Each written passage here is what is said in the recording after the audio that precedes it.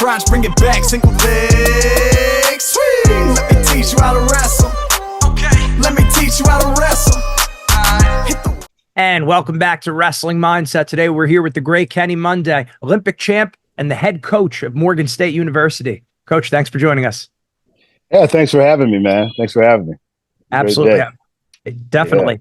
Yeah, I can hear the birds chirping. We got some greenery going on in the background. It's nice. Yeah, yep. I'm at the house this morning and my backyard. And, yeah, Baltimore is beautiful. I don't think people realize how pretty Baltimore is in the area. I mean, a lot of trees, and where I live, I mean, it's really, really quiet other than the birds, but it's a nice place to live.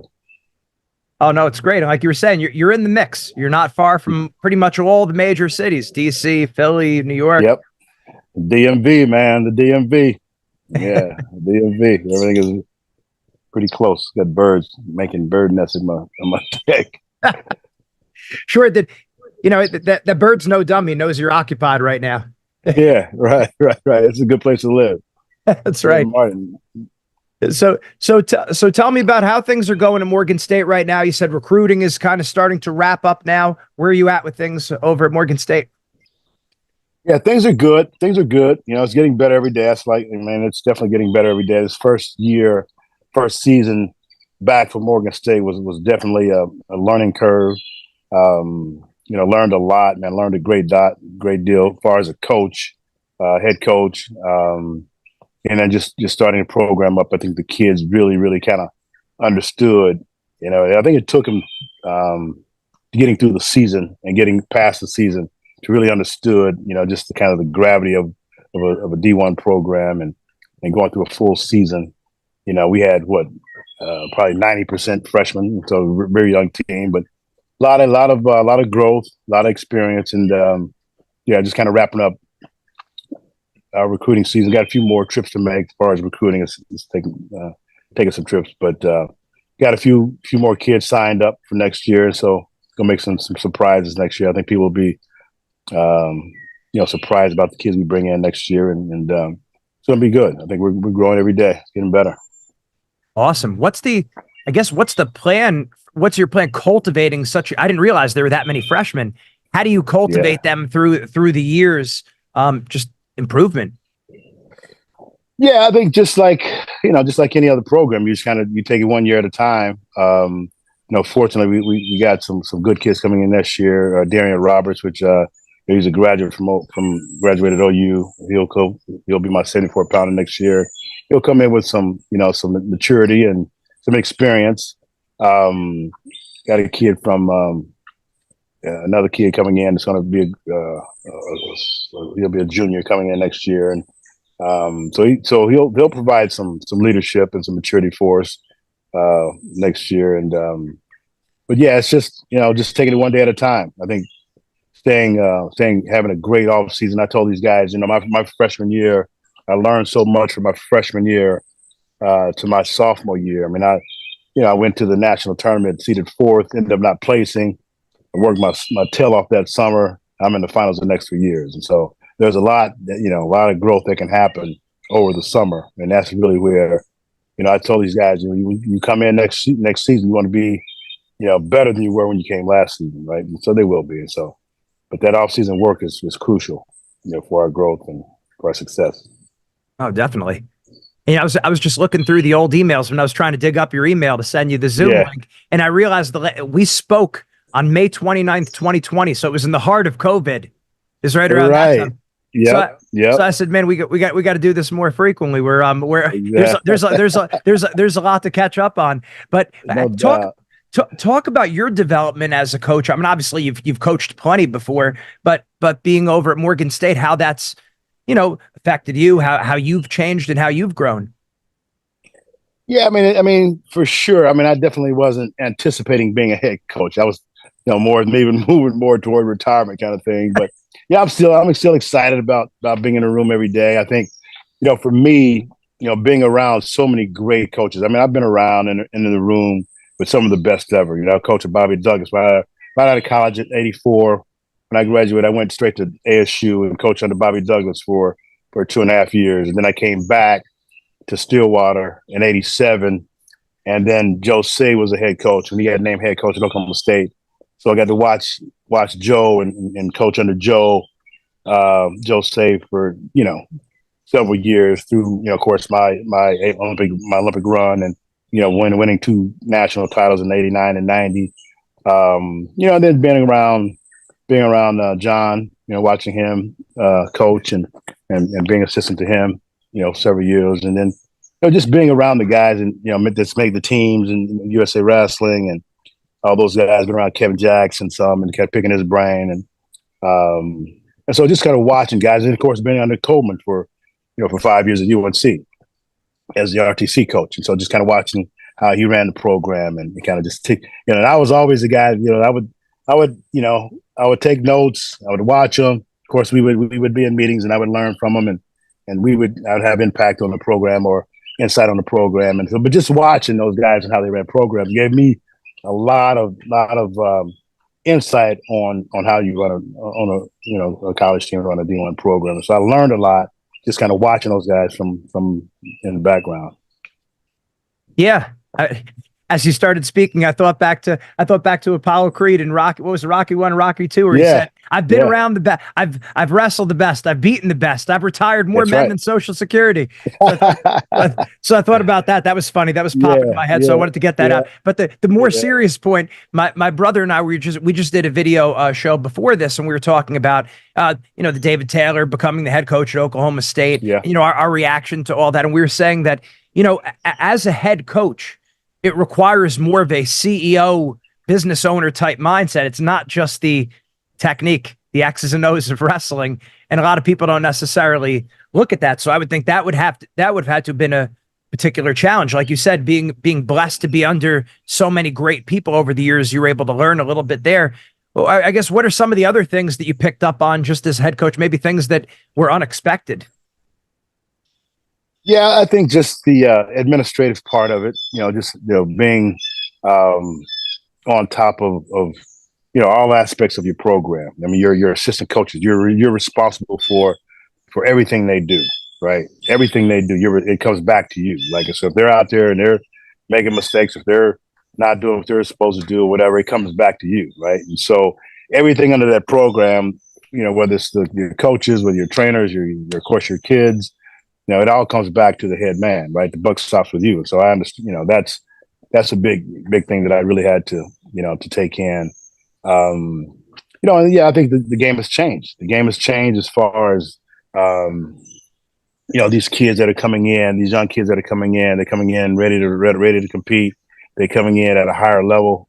Some of the kids, right? Of course, with the NIL deal and the portal, all those things play a huge part in your program now. So that's kind of changed the game, and you kind of have to adapt to those changes.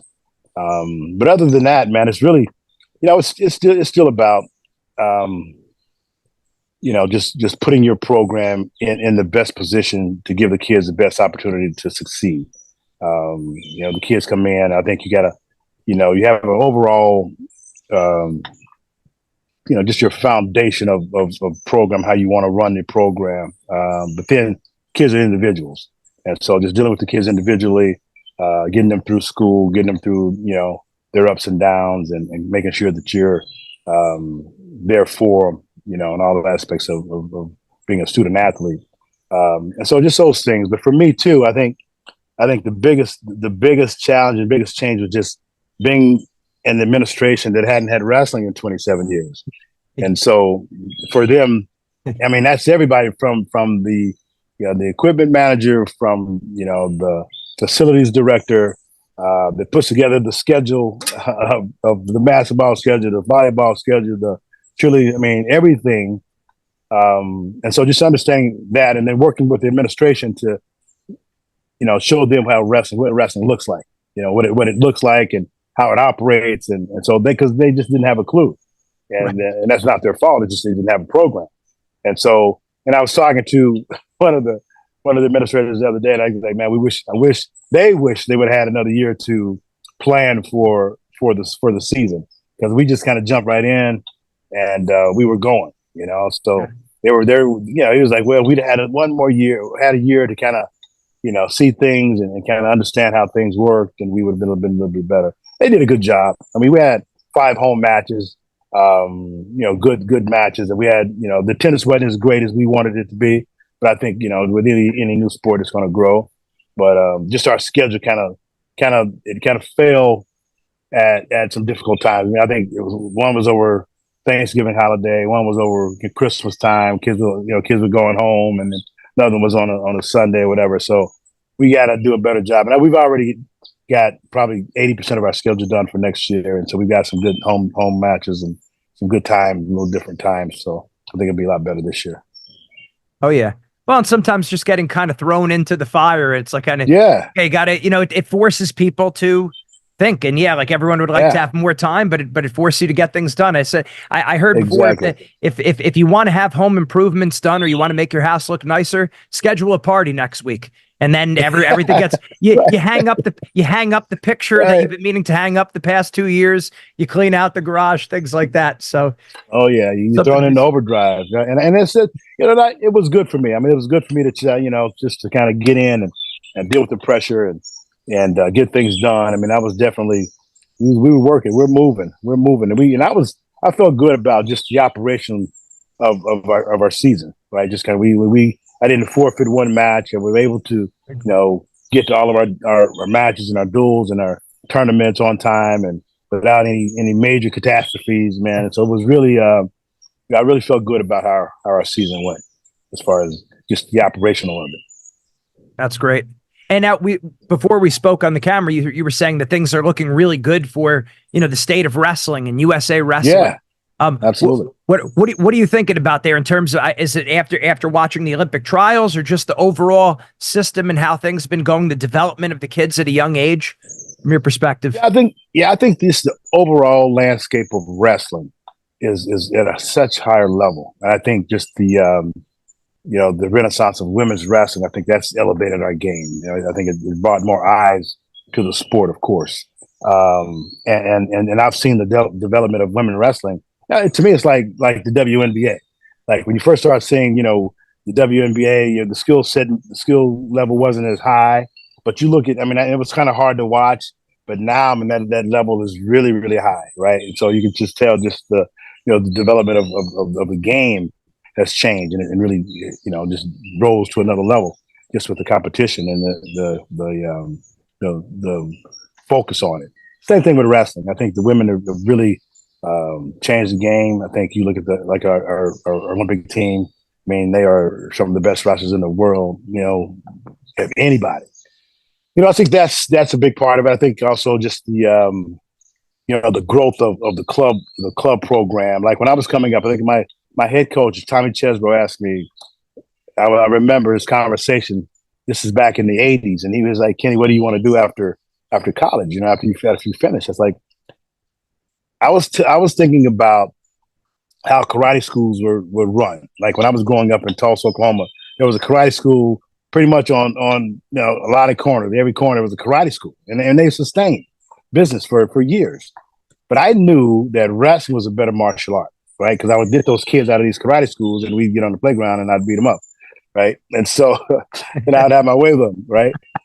So I knew wrestling was a better martial art. So I told Chesbro, I said, I think I would like to have a wrestling school where I could start a kid from the time he starts, take him through grade school, take him through middle school, take him through high school, take him through college, and then take him to the Olympic Games, right? So have a system set up to where I had a wrestling school that I could take a kid from start to finish, right? And he was like, I don't know if that works. At that time, people really wasn't paying for clubs. They wasn't paying for private lessons. They just wasn't doing that in the sport of wrestling. Right. And so now you look at people, look at these programs like the Perlers, the M2s, clubs all over the country that are running as businesses, right? And you see them and they're thriving. And those guys are thriving. With Askren doing this thing, and then the other guy in Pennsylvania, Young Guns. And I've been to these places, and so these guys are running businesses in the sport of wrestling, and now they get better coaches. These kids are coming up; they're better. Of course, there's more opportunities to compete for the young athletes, for the young wrestlers. So I think that's changed the game as well. So now you look at guys like the Jack Forces and the Bo Bassett's and the Lindenhalls, these kids that are in high school coming up, going to the Olympic trials and competitive. They're just not showing up.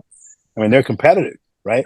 Back when we were coming up, I wish I would. If I had a high school kid, that was an easy day, right? So, but yeah, it's just changed the game. It really has changed the game, and I think also with guys like yourself and for wrestling, YouTube, it's more accessible for our guys to see wrestling. We couldn't see it like that growing up, so now everybody around the world can watch the best guys in the world wrestle. I'm glad that also ESPN is, you can watch matches on ESPN Plus and that kind of thing. So I think it's just more eyes on the sport. And I think that's elevated the game. Absolutely. As you're talking, I start thinking about, so I'm always thinking about from a mindset point of view, what are some of the ways that you see wrestlers have gotten better, maybe mentally, and then also maybe some ways where they kind of don't make them like they used to. They need more of what they had in the past. What are some things you see? Yeah, man, it's a balance, man. It's a give and take, like you said. Because I definitely feel like we were tougher coming up, and I think a lot of that is just because we were outside more. I mean, we were on the playground. We were playing sandlot football. We were playing baseball. We were wrestling. We're doing a lot of things outside where these kids are inside playing games on video games. So they're not getting their knees skin up or their elbows skin up on on the playground. They just don't. And they're not having fights. When I grew up, that's when fighting was a playground sport, right? So I just think that's part of it. But then also, kids they have more.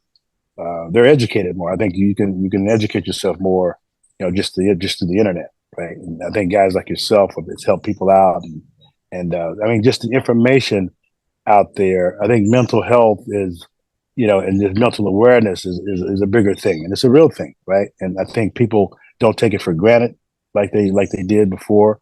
I think the concussions and all those things. I never even heard about concussions growing up. I hit my head many a times, and I just kind of, like they said, you put some dirt on and shake it off and get right back in there, right? There was wasn't no protocol, wasn't no timeouts. You didn't get any of that stuff, right?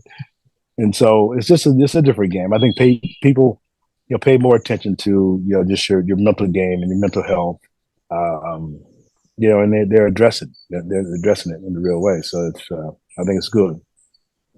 Absolutely. And I guess moving into the news topics with, I guess first with Coach Smith's retirement, I had Eric Guerrero as a guest, then T. Gabor, and I said I got to contact Coach Monday here. So yeah.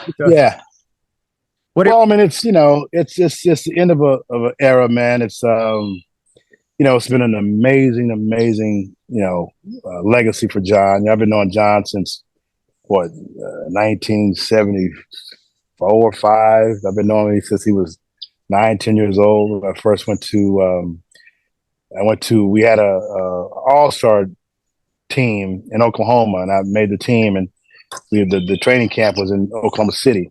I'm from Tulsa, and so I went to the training camp, and then they had families that were housing some of the kids on the team that was from different areas, and so I got put in the Smith house, and Leroy Smith, John's dad was a big, he's just a big supporter of wrestling, of course, with the boys growing up. And so I was over at Leroy at the Smith's house, and John was a little boy, and he running around, so I got to meet him at that time, and just watched him grow up through the years. And of course, his older brother, Leroy, and my brother, Jim, wrestled in the state tournament. That's kind of the first time I got introduced to the Smiths and them to the Mondays, right? So we go way back. But yeah, just of course, and I was a senior when John was a freshman on the team. So really kind of brought him in and introduced him to the college wrestling kind of thing. And so been on it for a long time. Of course, been on the teams together throughout time, and then so just watching him grow and develop as a wrestler, then as a coach, it's just been a phenomenal legacy. And I just remember, throughout those times, I I'd always, even when I was in Oklahoma State, I would always call and check in and check in with John and see how he was doing, what the teams were looking like, and what he felt about the season, kind of thing. And I would always kind of check in with him. So we always kind of kept in contact on that level. But watching him grow, I mean, what was this 30? How many years? Was it 32 years? Quite some time. I don't have I'm not the numbers guy, but yeah, something like 1993. Yeah, 1993 was when he first started. That first year was really a tough year because we were still competing.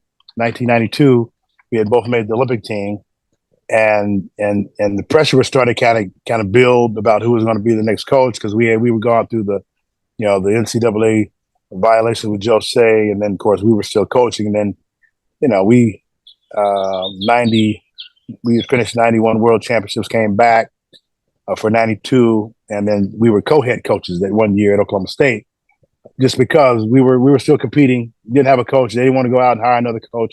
Kind of knew they were going to hire John. We kind of already knew that, right? And so kind of was working through that deal. But that first year, we ran the team together in 1992. That was his first year coaching. But we were still competing. So then after the Olympic Games, then he was named head coach, and then I went on and did some other things. But that was kind of where it started. But yeah, it's been it's been tough to kind of watch him, in the season or in his career, not on top or not even close to the top, right? It's always tough, right? You never want to kind of go out. You kind of want to go out on top if you had the opportunity to do that. But I was wishing he had a better exit as far as just where the team standing was. I know John. He's a very competitive guy, man. So I know he wanted to go out with with a great showing. Oh yeah. How would you say you guys were, because like you said, you wrestled together, obviously different weights, and coached together. How would you say you guys are similar as coaches, different as coaches, similar as wrestlers, different as wrestlers? Anything pop out in your mind?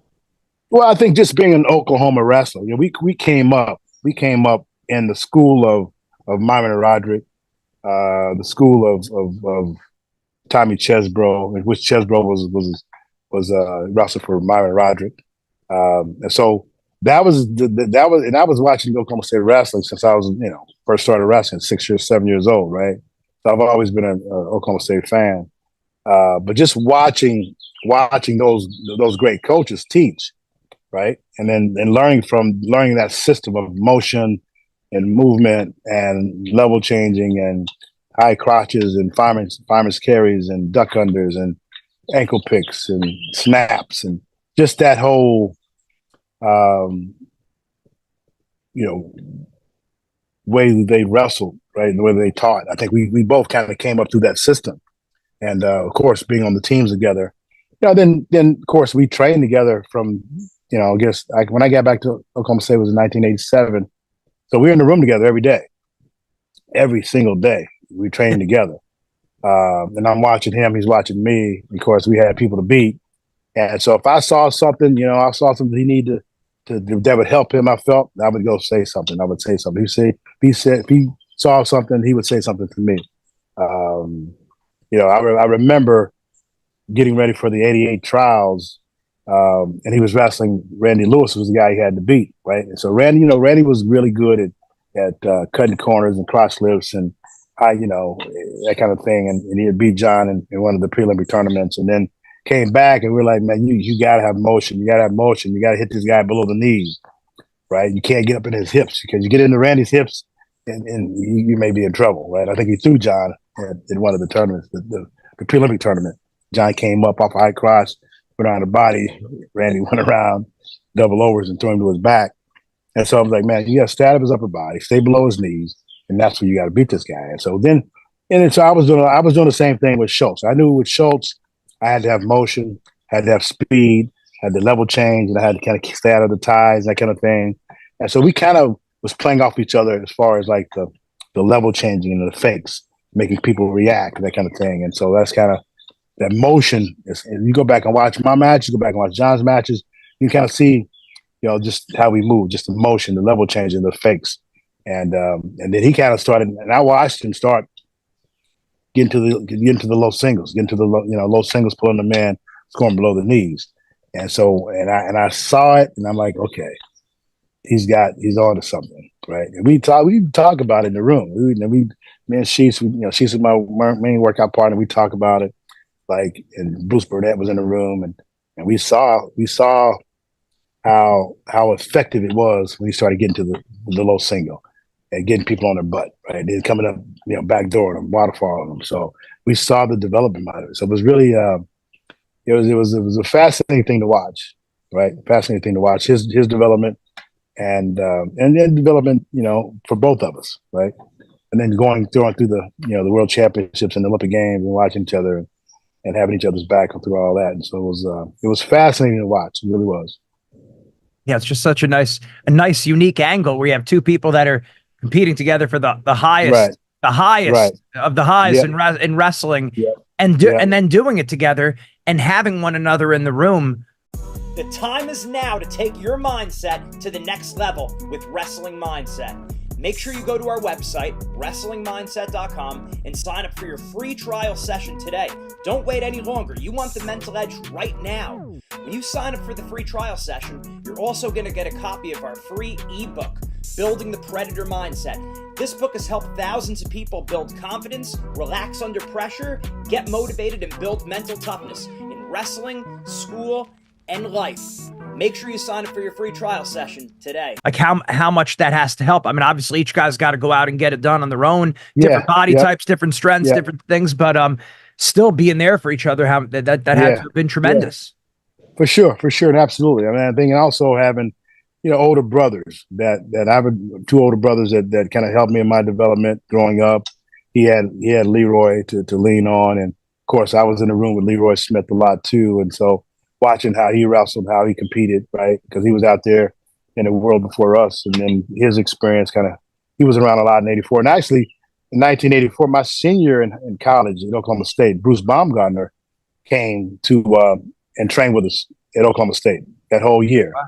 And so, that my senior year in college and John's freshman year, Bruce was in the room with us. And so we watched him train and kind of went back and forth with how we trained. And, he helped me with some things. I helped him with some things. And so just kind of being a student of the game, man, and just learning as we went, kind of just bouncing off each other. I remember in 1992 when he made the team, he beat Fisher. I was in his corner that last match. I was in his corner and got him through that last match. That's awesome. Team. And like I said, these little things of different people being in the room, older siblings, coaches, wrestlers that come in. One of the things that I learned more about, especially over the past year, was the Japanese exchange students that came into Oklahoma State in the late '60s, early or mid late '60s, I believe. Talk about how has that had a positive influence on the Oklahoma State program? I mean, obviously the story that goes that I read was Ichiro Hata brought the judo team in to wrestle with the wrestling team. The wrestling team kicked their butt, so he went back to Japan, learned more, brought the American wrestling to Japan, developed some good wrestlers, and then some of those guys, Utaki and several others, I forget the names. Fujita, Fujita. They came and wrestled. They came and wrestled Oklahoma State. Yeah. How did that have an impact on the Oklahoma State program? Well, major. It had an impact on the program, of course, because those guys were an amazing skill set, right? Utaki was one of he's one of the greatest ever, and he came through the program, Utaki. And so when I tell my story, I was exposed to greatness early, right? Because I came up through that time when those guys were wrestling. Isoro Fujita was one of the best ever, right? He wrestled Oklahoma State national champ. Made a team, and then he got hurt. But man, he was fascinating to watch. He was so quick with his level changing and his doubles, and so I was exposed to that early. As a little kid, I would go watch Oklahoma State wrestle, and they were under Myron Roderick, right? And so, Myron would teach them how to wrestle folk style, of course, but they were so good at their takedowns. They were takedown artists. Yeah. And that's what they were. They were takedown artists, and they would take you down, 100 times, right? And I got to watch that. I got to watch a couple practices where those guys were just, taking people down amazingly, just level changing and just the way they wrestle, the way they level change and use their hands and their speed. And we were speed guys, right? And so, yeah, I was exposed to greatness early, and just being a part of that whole movement, it changed my life. It changed my life, and I think it changed everyone that was able to watch that. Just it changed the way we wrestled. So, but yeah, it was always that kind of that motion and the movement, the level changing that Myron Roderick taught that we kind of caught on to. Kind of really, I think, for me, it just kind of gave me a way to wrestle and a mindset to where I could see how they moved. I could see how they got to the shots, how they set up their shots, and I would watch feet. I'm always big watching feet. A lot of that would just come from watching those guys, the way they moved in their feet, right? How quick they were in their feet.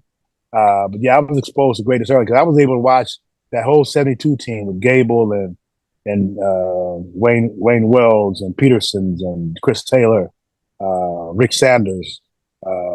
First time I saw Jimmy Carr wrestle at 16, made Olympic team. First introduction to the Carr family was through watching Nate's brother, Jimmy, make Olympic team. And so, of course, I'm watching. I'm an hour away from Stillwater, and so I watched the U.S. Open down there a couple of times, and it blew my mind. It blew my mind. But yeah, I mean, that Japanese flavor that came through Oklahoma State was definitely part of my growth. I love looking at like lineages and origins and where different things come from and everything. And I notice in Bobby Douglas's autobiography, he talks about when he saw, I think, Utaki and several others, that how much of an impact that had on him. And I think, well, okay, that's Oklahoma State, and then all the people that have come out from the Oklahoma State program coaching different places. And the same thing, you see Bobby Douglas. It's like, okay, well, who did he coach? Mikhail Sanderson, Zeke Jones, and all these people. So it's like how those trees kind of start branches out. If you're looking at it like a family tree, it's crazy. It's cool. Oh, it's amazing. It's amazing. And then, of course, I watched Bobby, Coach Douglas at Oklahoma State, right? It's, when he was on the teams, I was a little bitty. I was young. I don't remember a whole lot of it, but I knew he was there. But my oldest brother, Mike, he came out. He was a state champ in Oklahoma. He was Bobby's first recruit at Arizona State in 1974. And so, so my brother went to Arizona State. Both my brothers went to Arizona State and wrestled for Bobby for a couple of years. And then they didn't like being out so far away from home. And then they came back to Oklahoma. But I got to go. Bobby was one of my first summer camps that I went to in Arizona. I think I was maybe in the 6th grade. I got to go out to summer camp and work with Bobby Douglas and just watching how he taught and but again, he's out of the school of Myron Roderick. Myron was his coach. And so still that tree that came through that motion. But Bobby had a different mindset when it came to wrestling. He was such an intelligent guy when it came to wrestling, right? He could break wrestling down in a way that no one else that I've ever been around break it down, and no one's been able to break it down just from a technical standpoint, like Coach Douglas. I mean, he really was amazing the way he saw wrestling. And of course, his books that he had growing up, right, was very instrumental in my development. And so when my brothers came back from Douglas after that first year, he came back. And it blew my mind. I was like, he came back and he showed me some things that I wasn't doing, and I picked up high crotches on both sides and level changing on both sides. It was really, I was already good, but I jumped levels when my brother came back from working with Bobby Douglas. Oh, awesome! And his technical, his books. Now I had to pay a pretty penny for those on eBay. People marking them up. Really? They know these because they know these are people aren't buying these unless they're like collectors or they're really into this. So I could probably get a lot for my book because I still got my book. I could probably get a lot for it, but put it out for sale. Put it out there. Put it out there. You'll know who made the purchase if it's coming from Westwood, New Jersey. So that's great stuff. mean, Good this is stuff, man. Good great, stuff. great conversation. Even better than I was anticipating. David Taylor, that was the one thing we were talking about. Him Oh, becoming the wow. head coach. What were your thoughts? Was that out of the blue? What were your thoughts there? Yeah, it was kind of mind blowing in the beginning. I really I didn't anticipate it in the beginning, right? Because everything was leaning toward Coleman Scott, and of course, Coleman is a Cowboy, and I coached Coleman in the Olympic Games, so I got a really great relationship with Coleman. Yeah. And being with him at UNC after the Olympic Games, and kind of watching his development as a coach. And then when he uprooted his family to go back to Oklahoma State, Right. try to put it to position himself to become the head coach, and that's kind of where we were leaning. And I had a conversation with John in Vegas about it, and he told me at the time that it wasn't a guaranteed deal with Coleman, but he was positioned. He was better positioned where he was, going back to Oklahoma State, going through a season. John was able to watch Coleman in the room. Coleman is really, really good in the room. He's really good at developing young wrestlers. He really is. He really is. And I think from his training, growing up, Pennsylvania kid, he's got a great fundamental skill set. And then going through John's system, great skill set. And then when I was able to come in 2012 and then really kind of put my touches on him, that really, really took him to a whole nother level in his skill set. And then going through his own coaching at UNC, right? I mean, developing guys, like Austin O'Connor, two-time, Olympic, national champion, and watching him work and watching how he's with the guys. I mean, Coleman is really he's really a great coach. And so that's kind of what we were headed, thinking that. I think that's where we were headed. But then when I started kind of hearing some rumblings about Taylor, of course, when he got beat at the Olympic trials, I think that speculation kind of, well, what does he do now? Was he done? Is he retired? What is he going to do? It's a new sheriff in town as far as Brooks, and Brooks being right there. And it's like, man, okay, he's gonna have a hard time overcoming Brooks going forward, right? It was kind of like me and Schultz, right? Kind of like when I beat Schultz to make the team. Schultz never beat me again after that. So it was kind of a changing of the guard. I think for him being in the room with Taylor and kind of watching him and being around him and just kind of knowing him better than probably anyone else in the world, that was the advantage to Brooks, right? And so I think when people saw that, they kind of start speculating, okay, what does he do? What does he do? Does he retire? What does he do? What does he do? And then, of course, the timing of John retiring, I think certain people kind of start putting that out there. And then I think I've had a couple calls from a couple alumni about it before it kind of came to fruition. And I'm like, I like David. David's one of the all-time greats. I think, I don't know, man, because I'm, Coma Sky guy. I'm thinking Coma Scott. I'm wanting to see Coma Scott get the job, right? And just from our relationship. Sure. And so but when that kind of came up, man, I'm like, wow, that would be a major get for Oklahoma State. But keep in mind, it is this, right? John Smith and the Smith family has pretty much got a helicopter. I don't hear it. They have pretty much ran Oklahoma State wrestling since Leroy Smith went to school there in 1977. They have been in wrestling, in Oklahoma State wrestling, associated with the OSU wrestling since 1977, since Leroy got there, right? Never changed. They have never not had a Smith in that program since 1977, since Leroy got there, right? Leroy was there. The whole team kind of, the family kind of got on board with Oklahoma State. That's kind of where it started. And from that point, you've never had a Smith not associated with the program, right? And so that's the whole regime that that kind of half ran a the century. program. That's about a half a cent. That's about a half a century. Absolutely, absolutely. And so once John took over, then it really kind of became a family business, to be honest, right?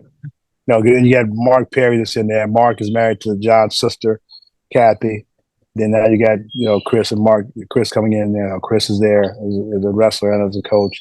So they have been ingrained in that Oklahoma State program for that long. And so for them to take that to remove that regime, now you come in with David Taylor. It's a whole different ball of wax. And so yeah, it was surprising that it went down that way. It wasn't. Once I start thinking about it, I think it's I think it's a good one. I think Dave's I think people say, well, he hadn't been a head coach, he hadn't, has he had that experience?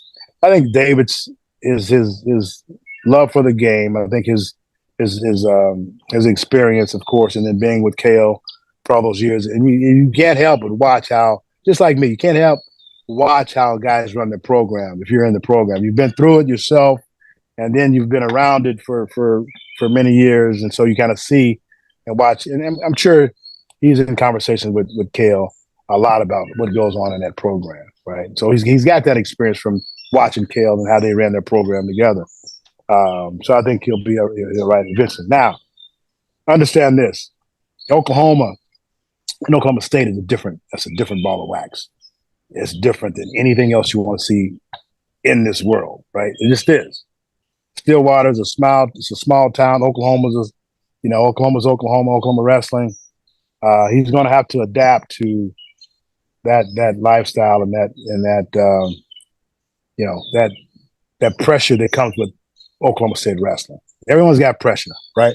But I don't think Kale going to Penn State had the pressure that Taylor will have coming to Oklahoma State. Different. There was no expectations for Kale going to Penn State, right? Because they had a good program, but it ain't a storied program like Oklahoma State.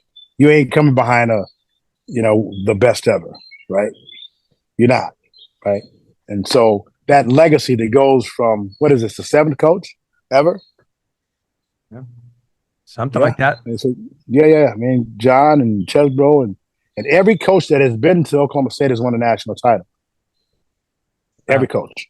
And so the pressure is big. The pressure is real. Bedlam is real. I've already seen where they've opened up a position, Yeah. For another coach. So maybe they're trying to get one of those coaches that come out of there. So it's kind of bittersweet for me to see. I have nothing against David. I like David. I wish him the best. I reached out to him and said, "Man, you're a Cowboy now. Good luck. Wish you the best." He said, "Thank you." And so I'll always have Oklahoma State in my heart. I'll always be a Cowboy because that's where I developed. That's where I got my opportunities to wrestle. I've always been a Cowboy fan since I was 7 years old. So I always have that in my heart. But yeah, it was bittersweet not having Coleman take over. Chris Perry's in the room. I've coached Chris Perry when I was at Oklahoma State as well. So having those guys, I don't know what those guys do. Right? I don't know where they go. So that's the tough part of it. Right. That's the tough part of the business, right? But I understand, Chad. I mean, the AD, I think he got some pressure from some outside forces, maybe, and they wanted a change. They wanted to kind of get a change from the Smith regime. From that whole thing, I guess, right? So it's a tough deal, man. A lot of people were affected through this, right? I think with time, that'll heal. Hopefully, it'll heal. I'm not for sure where John was. I would suspect that in the decision, they had to run it by John. I haven't had a conversation with John, so I don't know. I would suspect they had to have a conversation with John and to bless the deal. What do you think about this move? What do you think about if we go here? What do you think about? I know I felt about Coleman. So I know how he felt there. I wasn't for sure how he felt about David. I'm sure they had to go through him and say, hey, what do you think? Do you think, you know what I mean? I don't think they would just like go without having a conversation with John and not bless the deal. So no, makes sense. Now you spoke about having the pressure in Stillwater because you have you know, going to Penn State, it's like Penn State's not necessarily known for their wrestling, especially. I mean, you know, going in at that point, and even then, it's just such a big program of all sports. You know, there's many great programs out there. Like you go to Columbus, Ohio. Everyone who goes to Columbus isn't thinking wrestling, but then when you go to a place like a Stillwater or in Iowa City, like you see in the Iowa Room, it says It says Wrestletown, USA. You have people on the streets that are coming up to the people. I would say Wrestletown, USA. Stillwater would give that a real run. The people off the streets probably know who the wrestlers are, know the coaches, and they know. Talk about that a little bit. That's something a lot of people wouldn't know, you know, or maybe they might think it from the outside. But what's it like being there in Stillwater that Taylor's going to experience? Yeah, no, it's amazing. Like I said before, I mean, it's amazing. It's a wrestling mecca, right? You go in and like I said, we like even before John took the job, we sat down and talked about it, right? And he was like, in the beginning, he didn't really want to do it. He wasn't there, and he wasn't there, right? And so we talked about it and ran through it and said, look, man, this is for the next 20 years. This is where you know what I mean? This is where you got to go with the program, right? Coming from, you know, Chesbro, coming from Joe C, coming from Myra and Roderick, coming from Iba, you know, Gallagher Iba. I mean, coming from the legacy of Oklahoma State, right? And so now it's a pressure that you won't feel until you get in it, right? And feel it. The expectations of Oklahoma State to win with no grace period, really. And so there's no excuses of where your team is. No excuses of who you got in the line. There's no excuses, right? You're expected to win, and that's what you will feel day one.